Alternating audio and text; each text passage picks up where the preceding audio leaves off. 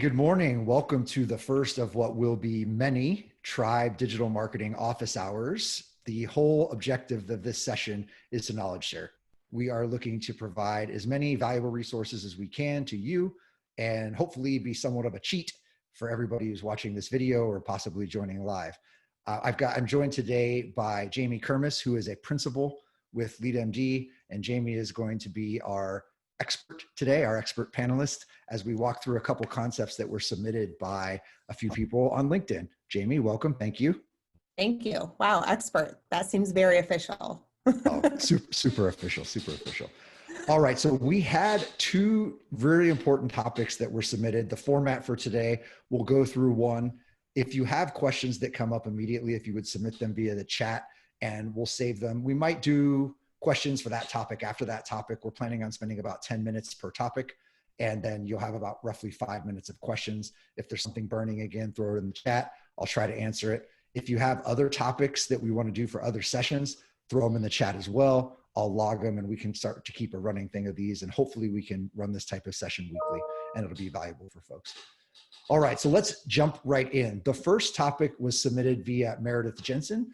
And she asked, I would love to know how others are navigating nurture campaigns during this crisis. You can no longer set it and forget it. What shifts are marketers making? So Jamie, I know this is a big topic. Maybe you can help us narrow it down a little bit. Yeah, a topic that is very important and one that I feel very passionately about. So I would say, on the whole, it's hard to give a universal answer for what marketers should do with their nurtures, largely because the nurture should really support your go-to-market strategy. And so the way that you sell your products, who you're engaging with, how they're affected, it depends based on your organizational goals and vision and who you do business with. So I would say that with that in mind, the one thing that I will say that we see across the board is that marketers are really taking the time to pause and think about how their buyers are being affected by this COVID-19 crisis. Because, to Meredith's point, setting it and forgetting it often results in tone-deaf messaging. And, the way that your buyers engaged 2 months ago and what their journey looked like 2 months ago compared to what it looks like today is very different. So, the best marketing team who has an amazing customer journey mapped out, they have a deep understanding of their buyers, has to rethink how their buyer's day has changed, what emotions they're going through, even in how their internal processes have changed. So I would say universally, that's what we're seeing across the board is an opportunity to really talk to customers, talk to your buyers, understand what's affecting them, and then revisit your nurture campaigns. And I actually have some practical examples that I thought through in preparation for this to kind of bring it to life. So as you guys know, like LeadMD works with clients across a lot of different industries. And so we can see a lot of how our clients are reacting just based on their business model. One client that we work with is in the telehealth space. So I don't know if you guys have ever used telehealth, but there's a lot of barriers to entry in that space. People don't really know how telehealth works.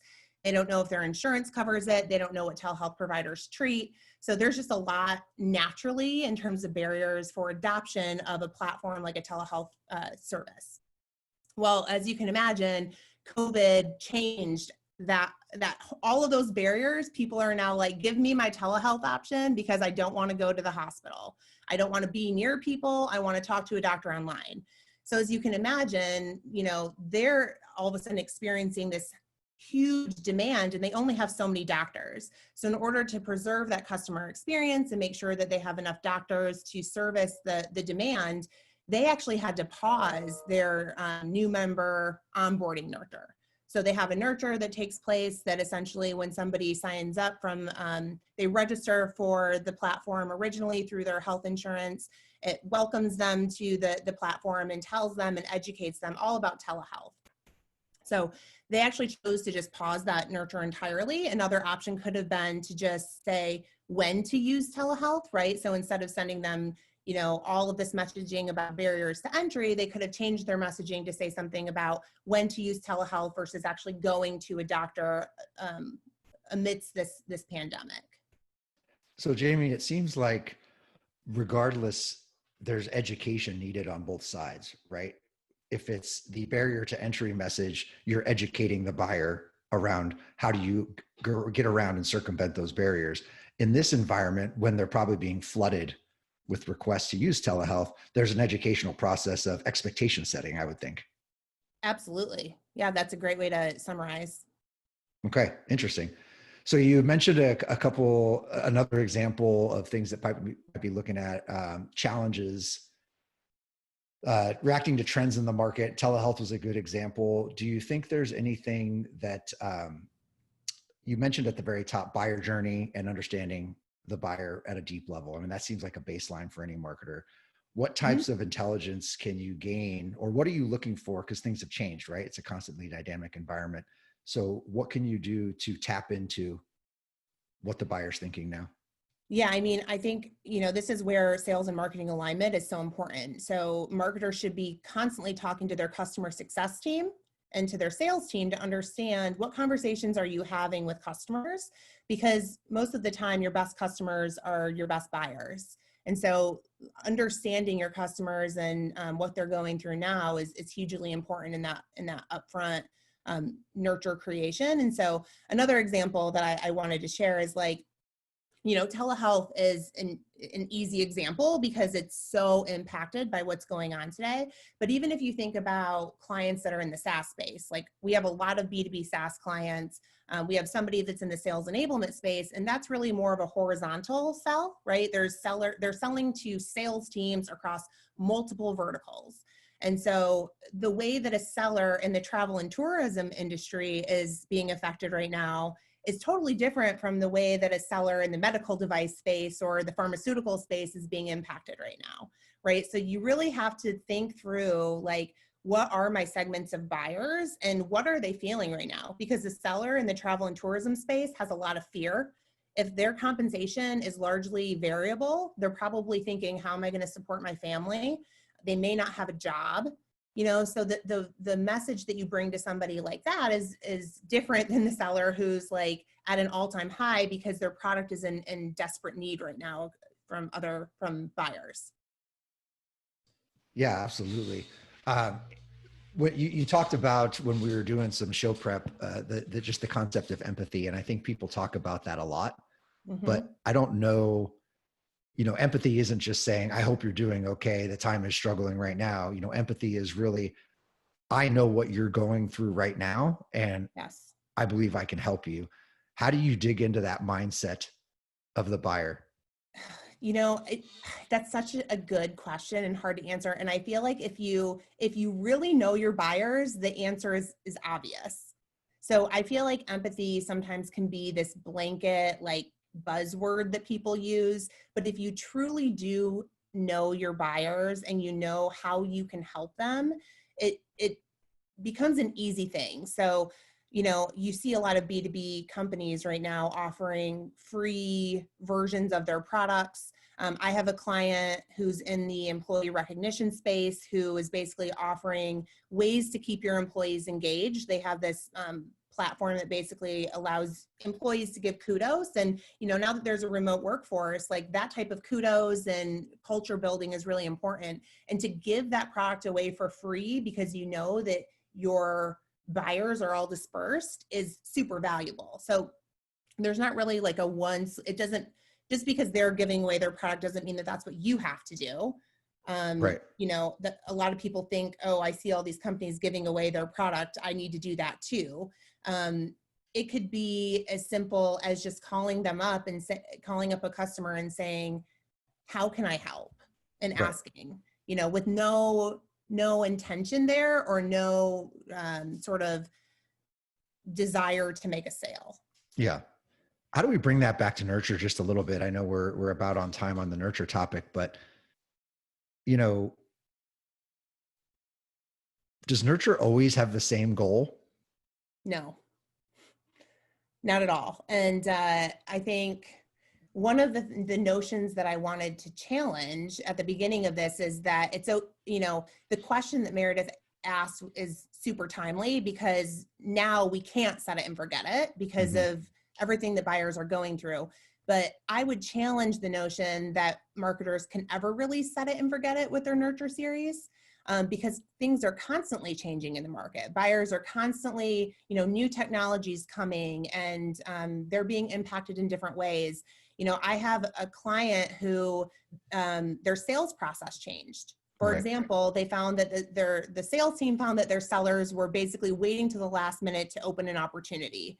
And so the sales management team wanted sellers to open those opportunities sooner in the process.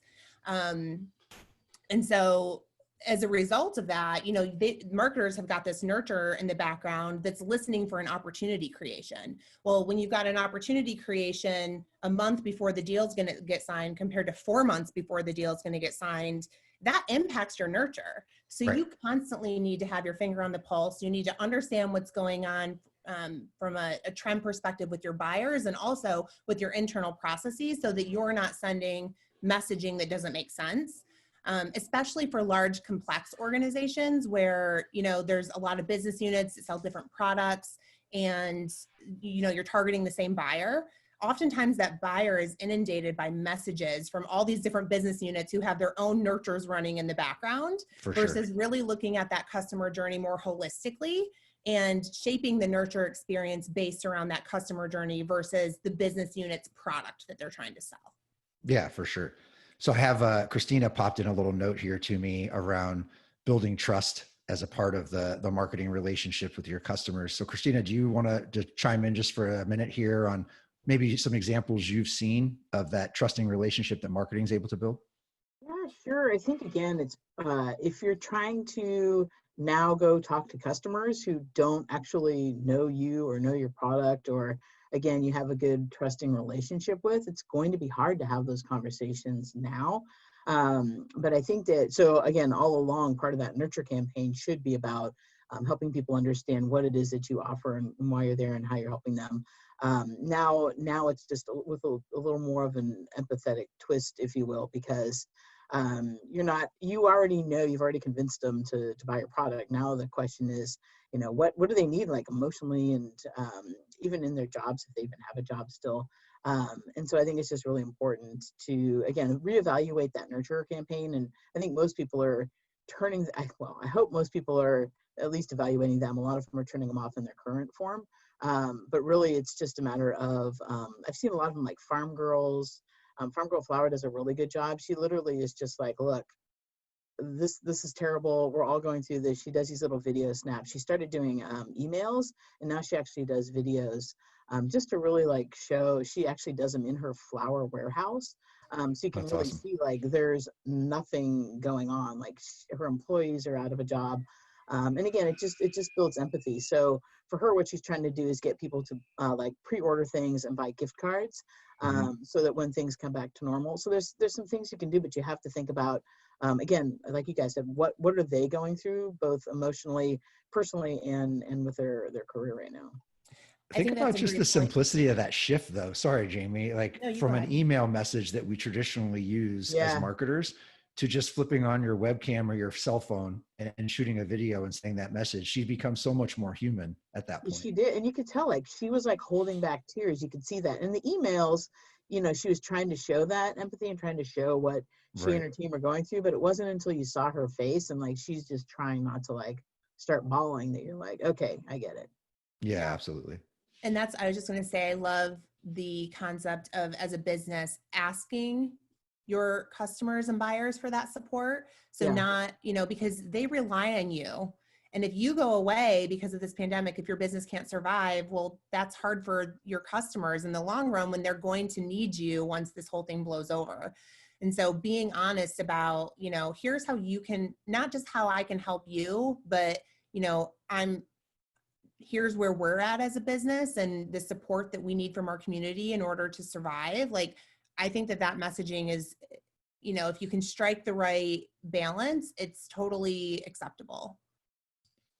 So we have one more minute on this topic, and I just wanted to bring up something that I see Bob Blount's on the phone here, and he had brought something up to me, an example during Hurricane Katrina years ago, where a bunch of executive leaders from an organization rallied around what they could bring to support that initiative and that crisis at that time. And Bob, you could probably tell the story a little bit better. So maybe you chime in and give a 1 minute on it. But I thought it was powerful because it came from the leadership up, and what leadership was doing drove the messaging that marketing put in market. Yeah, thanks, Josh. It was a really interesting time, and there were 3 friends. We all had very different disciplines and walk of life. One guy was a reverse logistics person, and that's a very critical element in a time of crisis. The other one was a communications guy, and the third guy was a marketer. And we wanted to go to the hot zone where we could help and bring our skills. And so packed up and told these stories and really created a series of different videos to tell the story of the journey, because we were going into spaces where you didn't know where you were driving, whether it was going to be flooded or not. And so we brought our skills. We hooked up with the local shelters and different organizations and just jumped right in, rolling our sleeves up to help them out. And it really informed kind of what we were capturing from a content perspective back to marketing, so that they could actually tell and amplify the story in really unique ways. Yeah, I love that message. And I love the leadership approach to it, and marketing may not be about your product right now, right? It may be about the message you're putting in market. So I just thought that was a super powerful story, and I appreciate you sharing it. All right, so let's shift gears a little bit. And the second question comes from Shilpi. And she says, how does a company with hardly any budget and negligible ABM maturity test an ABM campaign, and what marketing tools do they need to do so? That's a big one. Yeah. I know that it's not an easy answer, but I also know that you've been working on a lot of this type of stuff in the recent history. So maybe you can guide us a little bit here, Jamie. I have. And I actually, Josh, you and I worked with somebody about a year ago who had this same exact question for us, if you remember. They were in the healthcare space. Mm-hmm. And I would say that good ABM doesn't mean fancy mugs with specific logos or like really, awesome gifts, although that's what marketers tend to make it out to be. So I think that there's just a misconception around what a good foundational ABM strategy is and what it can do for your business. So I think it really boils down to this. Number one, you have to have a good understanding of your ideal customer profile. And your ideal customer profile, it's not going to change based on the pandemic, but your target account list might. I mean, there are some cases where an ICP changes, but for the most part, your ideal customers are going to remain your ideal customers. But the types of customers that you prioritize and that you go to market one-to-one or one-to-few against may change just due to what's going on right now. So, and that example that I shared earlier with the sales enablement tool, they may focus on people who are in travel and tourism right now. Even if they're not buying, they might say, this is somebody that we want to invest in so that when times change, this market knows that we're here for them. Or they may say, we're really going to invest in med device right now or telehealth or whatever it is, because that industry is booming and that they're still spending. So you have to be agile enough to look at your target account list and make sure that marketing and sales is aligned on that. I would also, especially with limited budget, choose more of a one-to-few approach versus a one-to-one approach if you can, or, depending on how many accounts are on your account list. Obviously, if you've got a market of 50 companies, you could probably do one-to-one marketing. Most companies have a bigger list than that. So I would try to find accounts that cluster together naturally so that the content, the offers that you create can be scalable. Scalable to a few accounts versus just one account. And then I would also encourage people to take a look at what you already have. So what content do you already have? We talked about the concept of what can you offer right now that's valuable. So if you don't have something existing that you can repurpose to make valuable, think about what is the most valuable thing that I can help these customers with or buyers with right now, and lead with that. Regarding the tools, I think LinkedIn Navigator is a good one that you need. But beyond like the basic marketing automation tool and CRM, I think everything else is more of an optimization and nice to have. but really you can get a lot done with a good team of people, a CRM, a marketing automation tool, and a good like account research tool like LinkedIn Navigator.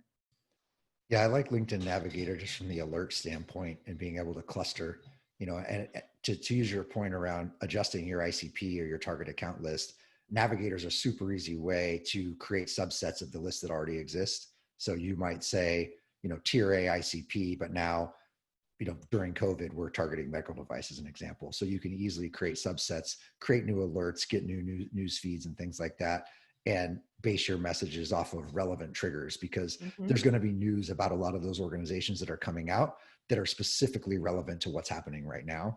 And you can use that to adjust the messaging as you target. So you left a couple examples in show prep. So can you share an example that resonated with you? I think you said there was one about yoga that resonated well with you. Oh yeah. That goes back to the concept of an offer and what you can actually offer your buyers right now. So I'm a huge fan of Core Power, although I now live in Michigan and there aren't any Core Powers, but it's basically a yoga studio that I used to go to when I lived in Scottsdale.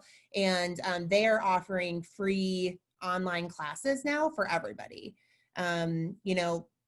Obviously there's a lot of good B2C examples out there. My local Chipotle, which thank goodness, I know I don't have a yoga, but at least I have a Chipotle. They're delivering now. They've never delivered before, but it's just those little things that it's like meeting your buyers where they are and knowing what can be valuable for them. I think B2B marketers can learn a lot from B2C marketers. Yeah, for sure. And we've hovered around the concept of offers right now, and developing hyper value offers. That's something that can transcend the current environment, right? Have you seen any B2B examples that have resonated with you, or any customers, or maybe not even customers, it doesn't matter, anything that has really stood out to you? Yeah, I think the one I mentioned earlier with WorkHuman, did I say the client name? Anyway, the WorkHuman is the company I was talking about earlier, where they're basically offering their employee recognition platform as a way to keep people engaged. I think that is a good offer. Office furniture. There's a lot of B2B office furniture companies that are targeting buyers right now, because now they've got work from home and maybe they want to order stand-up desks or whatever that looks like for their remote workforce. We work with a company who sells, they do managed services IT. So they packaged up all their hardware. They packaged up their hardware and their managed services offering into like a remote like work from home bundle for their employees, and they discounted it. So if you're a business and all of a sudden you've got a distributed workforce, they all need laptops, they all need, different software that they didn't have or that they had in the office. And so they've packaged up all of their products that can help these employees work from home into this bundle, and they discounted it. And they're offering that to the small businesses that they support. Yeah, what I love about that is, if you think about ABM, right, it's not marketing. It really is a marketing and sales effort collaboratively. Mm-hmm. And if you create a focus on a hyper value offer that is helping you set your position in the market right now, that gives the sales team a charge as well. Because I can tell you from experience, talking to lots of sales executives and BDRs and things like that, they're afraid to call people. They're afraid to be insensitive. They're afraid to do this and do that. If we can collaborate with sales around this hyper value offer, and then give them those talk tracks to say, listen, this is how we're supporting the market, it makes an easier entry point. And the other thing it does is helps the sales individuals build goodwill in the marketplace and plant seeds that when we come out of this on the other side, the buyer remembers, oh yeah, that guy was helping, or that woman was helping me by providing this value, providing this offer that marketing can help bring forward. So I think that's a super important topic. Is account-based marketing is a little bit of a misnomer, because it doesn't really do much without your partners on the other side. Yeah. And now is the time to, if you're in marketing, to be sitting with customer success, to be sitting with sales, to really understand the conversations that they're having. If you're a marketer and you've never been in sales, then you're going to have a harder time than marketers who have been in sales. But I would encourage you to sit with your sales teams, do ride-alongs, and just get as much info and be as close to the buyers as you can. Yeah. Well, we're doing really well on time. We have 6 minutes. Doesn't have to be chat. If you want to chime in, chime in. What kind of questions, topics, ideas, anything that wants to be shared for the folks that are on the phone? This is Christina. I just had another point to the conversation we were just having. I know a lot of, I work a lot with B2B and enterprise customers and companies, and a lot of them are actually developing very specific VIP workshops for their top customers. So they'll pick like their top 5. So again, they're not selling to them, and it can even be your prospects, but pick like top 5 or 10, and they have like an all-day VIP workshop that's them, whatever the topic is, but really sort of just make sure that they know that it's specific to them and trying to help them get through this process right now as well. That's actually a great point, and a good opportunity for us to actually talk a little bit about something that we're doing right now to help our customers. That's actually something that our team is doing too, Christina, is we're offering a go-to-market workshop right now. Not just for customers, but really for anybody who's interested in basically going through a workshop, where we'll go through your go-to-market strategy and come back with a plan for marketing during crisis.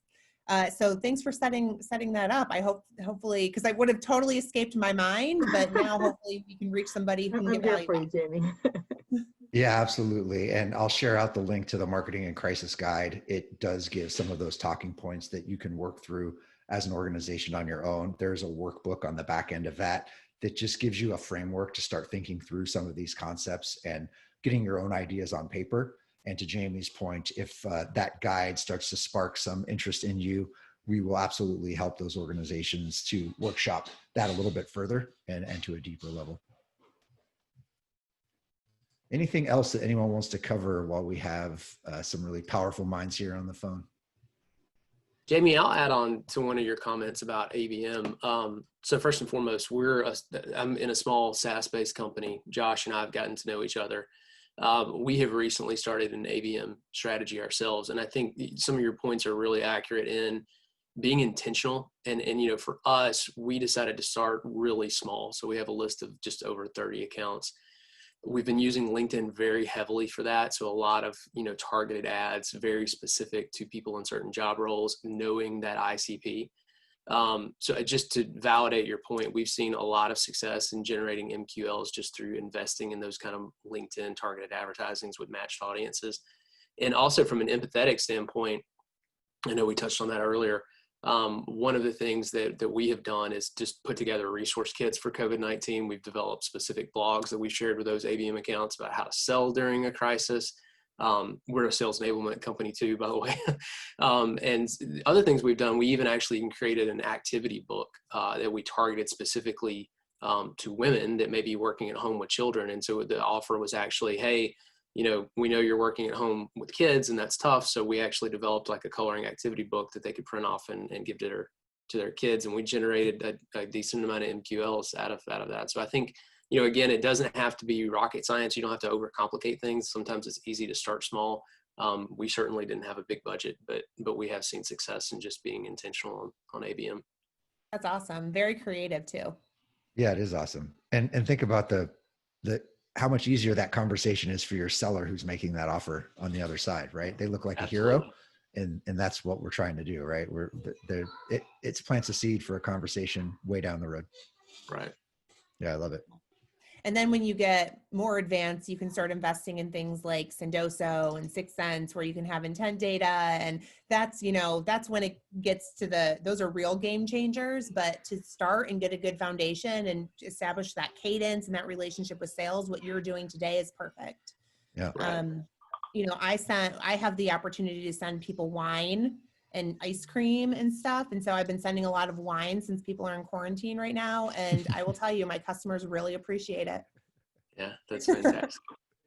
Well, if we do a quick recap here within the last minute, it sounds like regardless of its nurture and the concept of not setting it and forgetting it, or if it's account-based marketing on a budget, the foundation of all of this is really having a deep understanding of your buyer so that you understand what they're going through, not only just now, but all the time, because nurture should never be a set it and forget it. We should be constantly evaluating and looking at what those things are that are top of mind for our buyers and our customers right now.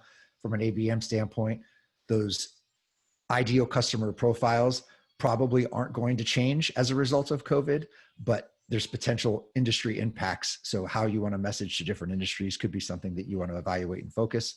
And then keep it simple, be creative, come up with hyper valuable offers that either help the business or, to Dave's point, help the individual. Anything else? All right, everybody. I really appreciate you taking the time. I personally had a lot of fun. Hopefully it was valuable for you. We'll be putting this out on LinkedIn. It'll be up on YouTube. Share it out. I put the Marketing in Crisis Guide link in the chat, but I'll also put it in the YouTube link as well. Thanks, everybody. Thanks, Josh. Thanks, everybody. Thanks, Bye.